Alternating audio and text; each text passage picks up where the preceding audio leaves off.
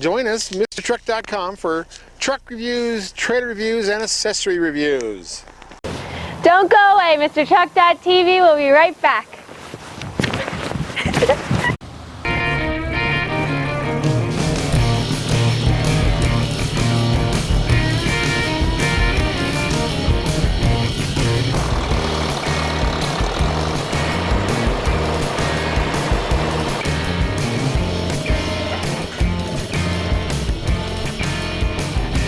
Kent with MrTruck.com. We review trucks, trailers, and accessories.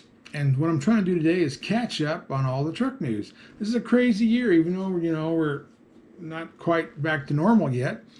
I mean, it's almost October, but there's so much electric vehicle news. It's hard to keep up with it. It's hard to keep up with any of the truck news. I mean, it's just every week, bam, bam, bam, more stuff. So, of course, I'm behind. I'm more interested in, how trucks pull trailers and reviewing them, and we're just not getting many trucks right now, so we're embedded with all this news. But anyway, one of the, everybody's been covering this new Hummer, this GMC Hummer, that's electric one, and yeah, it really sounds cool, but there's a lot of things that aren't being amplified as much as I think they should be. I mean, this thing, it's got a 4-piece roof that comes off. It's got a bed. It's basically a truck. It's an electric truck. But it's got crazy numbers. It's 1,000 pound. It's 1,000 horsepower, 11,500 pound-feet of torque, and 0 to 60 in 3 seconds. That's a dragster, and 11,500. I mean, semis would kill for that kind of power. I mean, that's the kind of power that a locomotive train puts out, or an aircraft carrier. It's insane. You never hear about those kind of numbers on a vehicle that runs across the earth.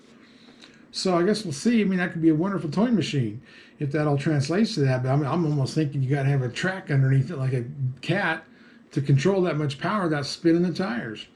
And speaking of tires, they got special tires. This thing has this crab walk thing. I don't know why they call it crab walk. I guess it's because Quadrasteer is their old company from Delphi that made it for their Quadrasteer truck. And I love that. I built a website called QuadrasteerClub.com. We had the engineers from Delphi would come out, and we went up Pikes Peak with it. We drag raced with it. We went and did barrel racing with it. We did all kinds of stuff, and it was wonderful. But now the crab walk, or the crab steer, Case Tractors had that 40 years ago. And that was so you could turn the corner with your machine while you're farming easier. But it would steer both ways too. It would crab steer to where they went the opposite direction, which makes a real tight corner, or you could do sideways thing.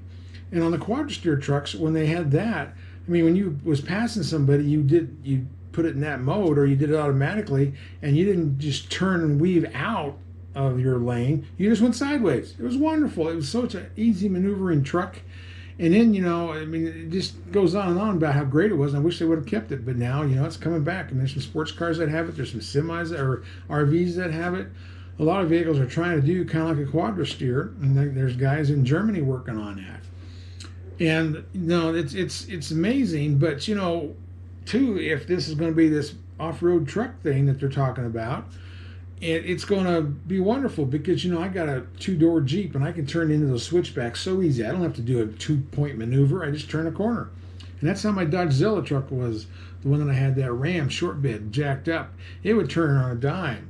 And with crab walk, crab steer, Quadrasteer, if you're turning the opposite direction, you'll be able to just whip right around any kind of a switchback without doing any maneuvers. It's going to be fantastic if that's what it's meant to be, as an off-road truck. And I'll show you videos of that. The video I have shows it just going the same direction with the wheels. I wish they would show the crab steer because it could do unbelievable donuts. I've done that with the Quadrasteer.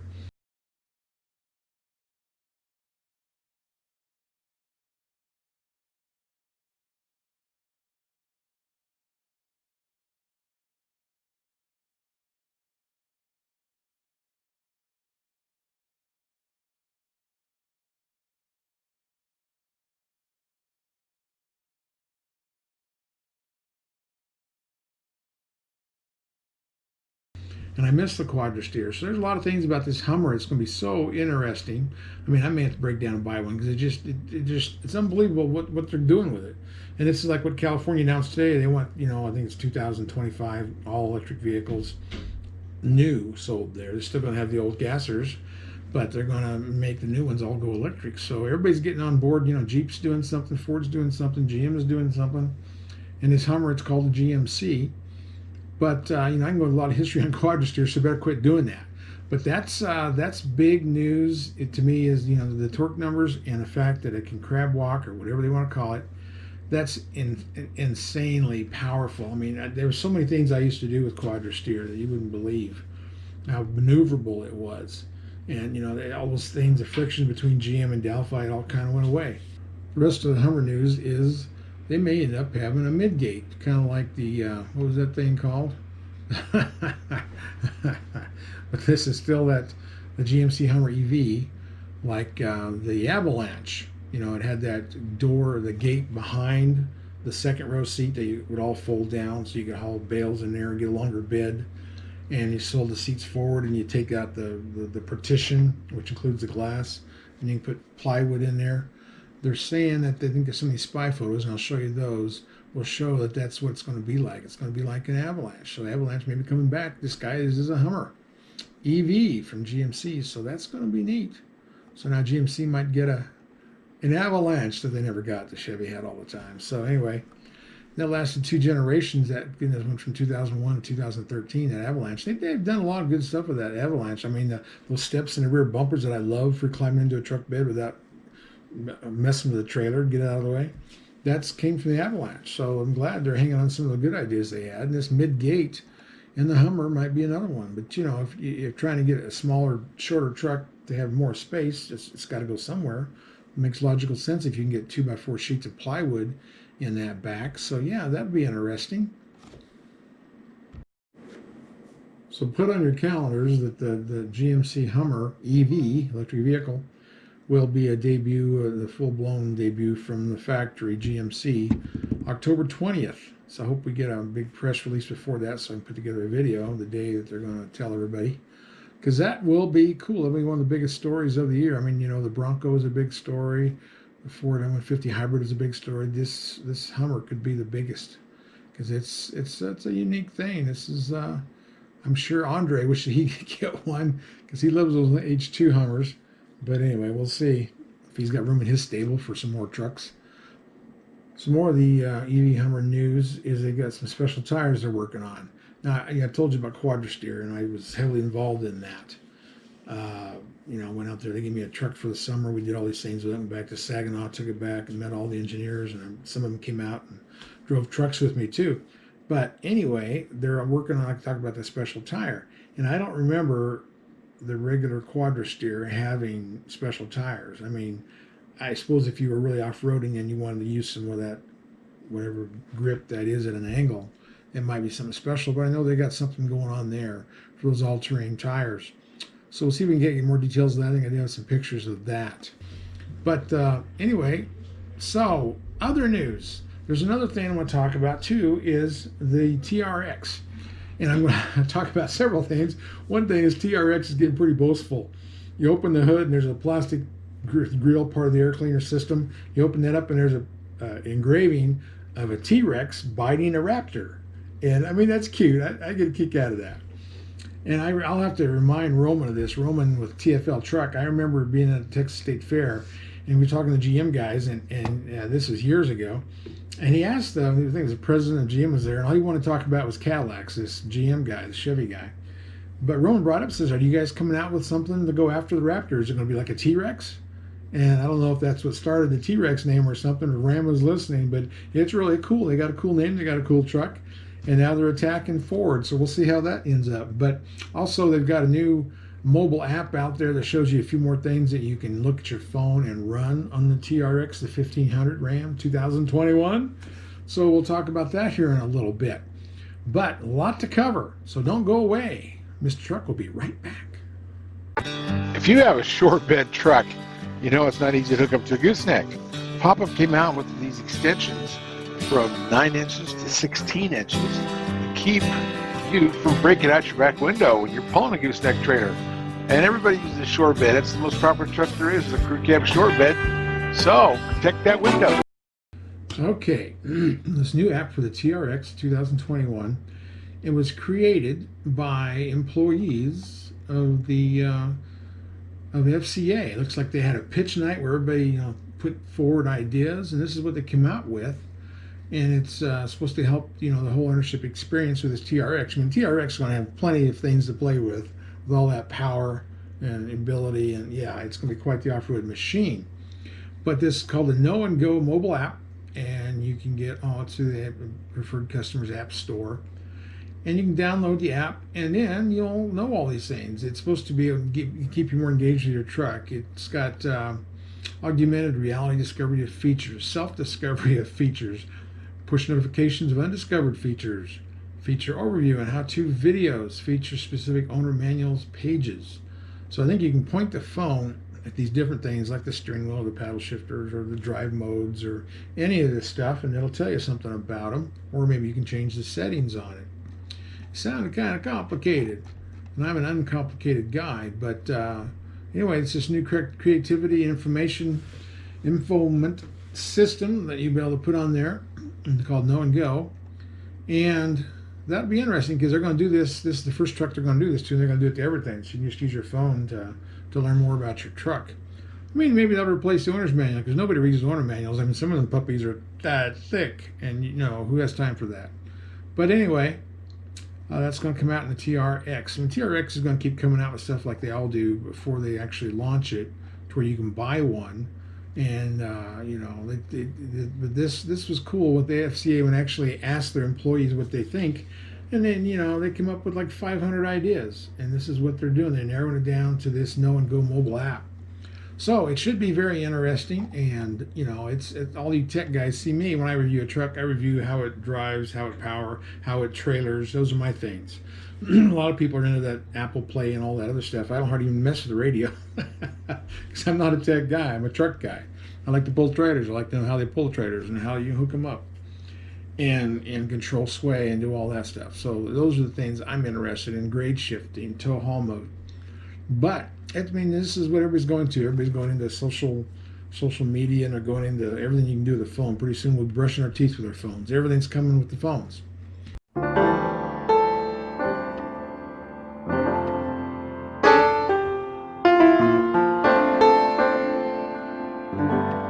From Ford on the Ranger XL for 2021.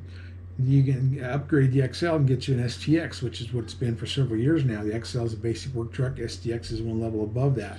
That's like the kind of model I usually target to buy. I don't always get it. Sometimes I get the XLT, but that is the cheapest package other than the XL. And you get a lot for your money for an STX. So this new one, it's called a special edition package. Get the 18-inch black wheels, 8-inch center touch screens, Sync 3, Apple Play, all that Android stuff. And it only costs $995 is MSRP. And that is available on the XL, two-wheel drive or four-wheel drive, Super Cab or Super Crew. And with you can get that along with the FX2 or the FX4 off-road package. And everybody's buying these appearance packages for that, but that's one more option you have on the Ford Ranger. Now, for the next great news, I'm in the GM world, showing the Silverado's got this trailer length indicator, which I really like those. Ram has had it for since 2019. So you turn a corner, it measures how long your trailer is at probably up to 30 feet. And then it tells you when somebody's sneaking around your trailer corner, which is a great thing. I wish they all had it. But now 2 of the 3 Detroit special vehicles, trucks, our big 3, will have it, which is really cool. And it tells you all. It gives you warnings about what's going on with the trailer, who's sneaking up on you. It gives you a lot of times it's great for like motorcycles or vehicles. And you know, towing mirrors are good, but they don't. If you got an 8.5 foot wide trailer, they don't reach all the way back. They don't reach all the way to the outside. That's why the cameras is such a big deal now. And GM really leads in that trailering camera technology. They've also changed a few things. Of course, Chevy now is going to have that new tailgate, multi-flex tailgate. They got to make it sound different than a GMC.